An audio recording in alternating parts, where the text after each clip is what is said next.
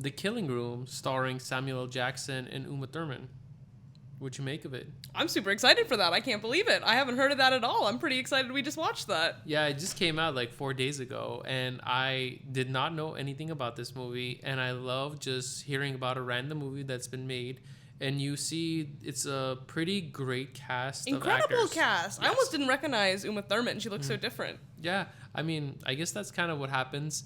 Because we have an image of like actresses and actors at a certain age, and they kind of like are like cemented in our minds. Definitely. And you could just kind of feel like people are getting older. Well, Samuel Jackson still hasn't aged. He looks the same in everything. Like, he's been his age, whatever it is, for years. Yeah, and it was just interesting to see Maya Hawke was in it. Yeah, with her mom. That's so fun. Yes, the first, like, I don't know many people that like to do, like, want to work with their parents. I mean, some people do in restaurants, but I can't imagine the world of Hollywood where you're like, your mom is like a really big deal and you're just starting and you kind of like...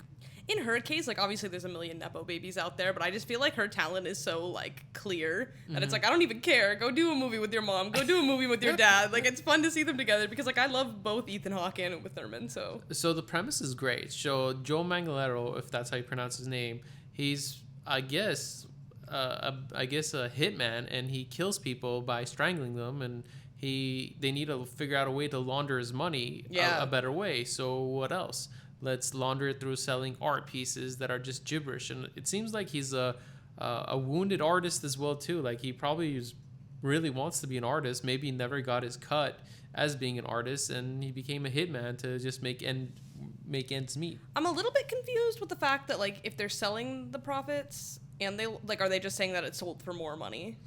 I can only assume for that because they need a way to wash that money. So they'll sell the painting, and they'll put some of that money that they sell the painting for with the cash, so the IRS won't trace it. But at this point, when he's making so many paintings and selling for millions of dollars, you don't really have to do any more murder. I know, and I guess what will happen to him is either his like boss or the cartel or the mafia is gonna be like, yo, you've been like, stop killing people. We got like a list of people you need to clean up. But he's like expanding, and like everybody in the art world apparently wants a piece of him, and he's like on a wait list.